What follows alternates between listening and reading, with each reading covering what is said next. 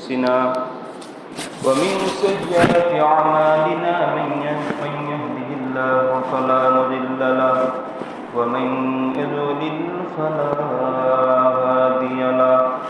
وأشهد أن لا إله إلا الله وحده لا شريك له وأشهد أن محمدا عبده ورسوله الذي أرسله بالحق بشيرا ونذيرا وداعيا إلى الله بإذنه وسراجا منيرا أما بعد فإن خير الحديث كتاب الله وخير الهدي هدي محمد صلى الله عليه وسلم وشر الأمور محدثاتها وكل محدثة بدعة وكل بدعة ضلالة وكل ضلالة في النار أعوذ بالله من الشيطان الرجيم بسم الله الرحمن الرحيم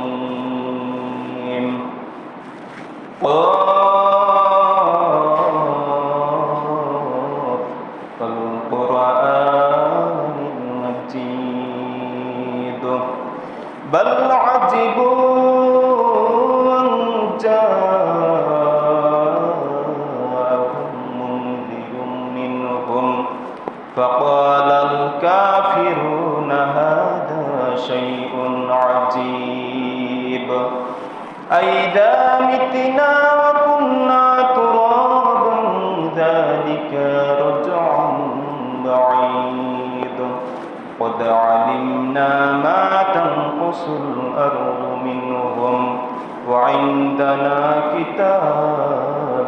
حفيظ بل كذبوا بالحق لما جاءهم فهم في أمر مريض أفلم ينظروا إلى السماء فوقهم كيف بنيناها وزيناها وما لها من فروج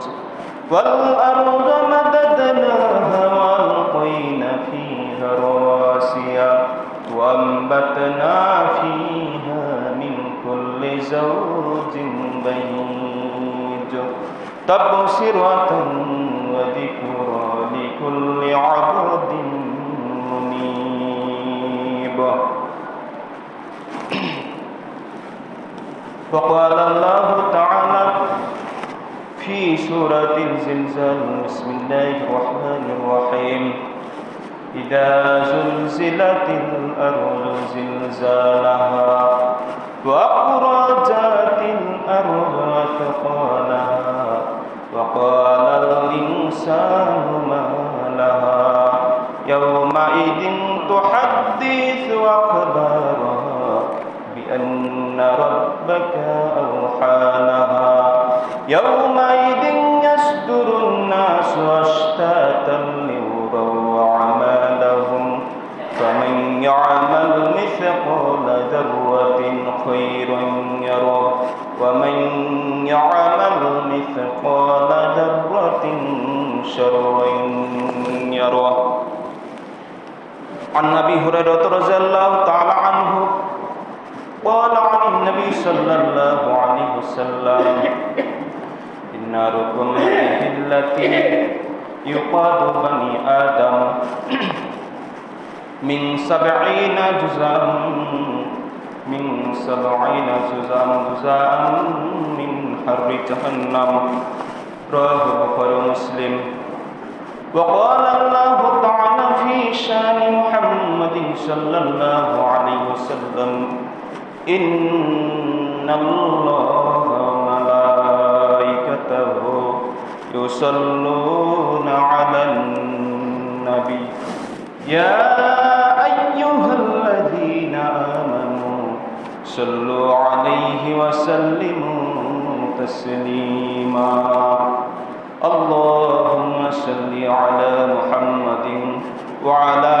آل محمد আমরা সকলেই আস্তে আস্তে দুরূদ পড়ব দুরূদে ইব্রাহিম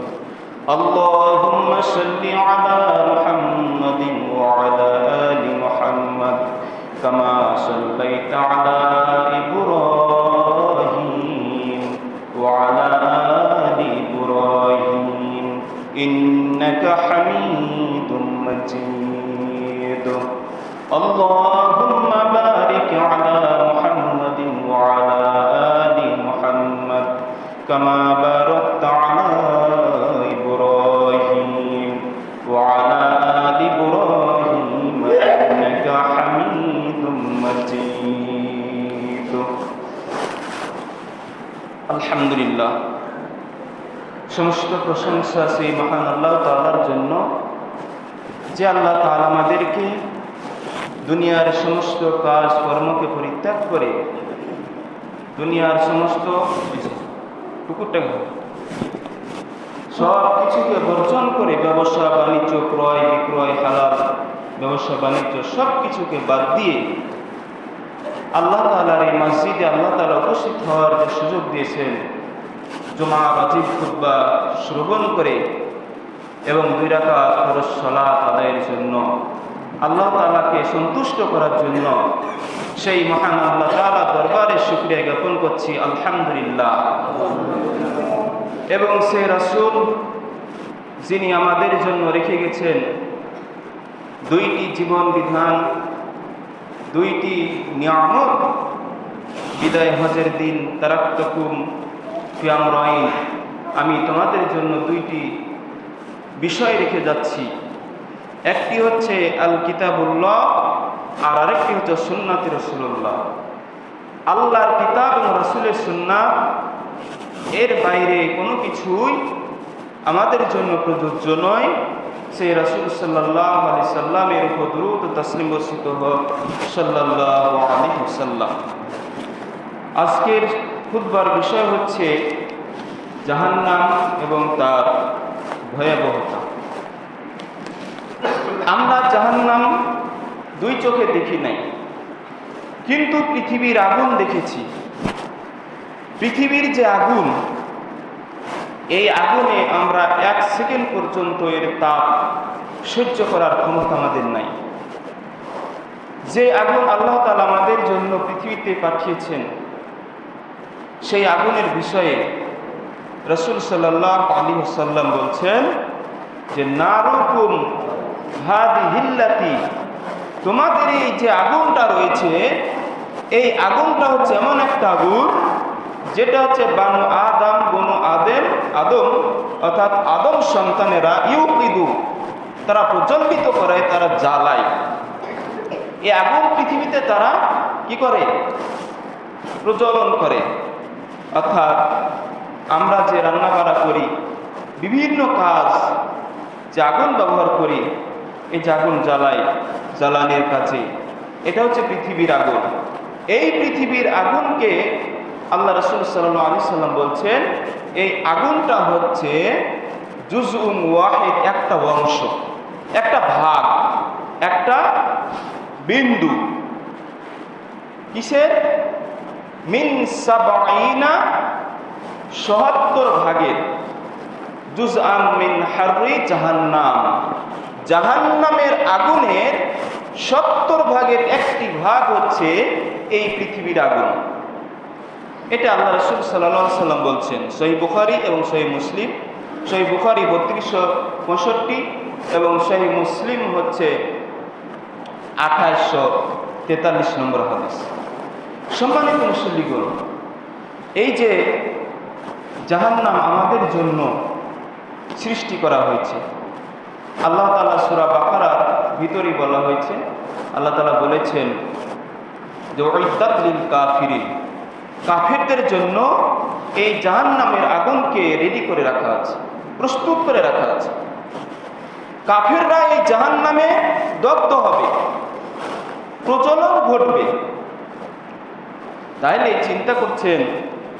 যে মাত্র 70 ভাগের একটি ভাগ পৃথিবীতে আল্লাহ তাআলা এই আগুন দিয়েছেন, আর 69 ভাগ এই পৃথিবীর আগুনের চাইতে 69 ভাগ বেশি বৃদ্ধি করা হয়েছে। তাহলে এই ভয়ঙ্কর আগুনে কিভাবে আমরা কল্পনা করতে পারি না সে আগুনের স্পর্শে যাওয়া, সে আগুনের শাস্তি সহ্য করা কোনো ক্ষমতা নেই। যেহেতু রাসূল সাল্লাল্লাহু আলাইহি ওয়াসাল্লাম কথা বলেছেন, সাহাবীরা বললেন, ইয়া রাসূলুল্লাহ, এই পৃথিবীর আগুন যেটা,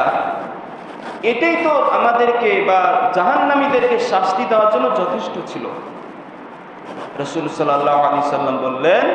যে এটাকে 69 ভাগ বৃদ্ধি করা হয়েছে। এই 69 ভাগ বৃদ্ধি করে তোমাদের অর্থাৎ তোমাদের মধ্য থেকে বা আমার উম্মতের ভিতর থেকে এবং পূর্ববর্তী যত নবী উম্মত বিগত হয়েছে আদম আলাইহিস সালাম থেকে শুরু করে কিয়ামত পর্যন্ত সমস্ত মানুষের মধ্যে যারা জাহান্নামে যাবে তাদের জন্য এই পাওয়ার, এই ডেভেলপমেন্ট করা হচ্ছে জাহান্নাম, ভয়ঙ্কর শাস্তি। আল্লাহ তাআলা বলেন,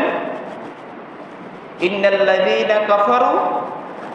মিন আহলিল কিতাবি,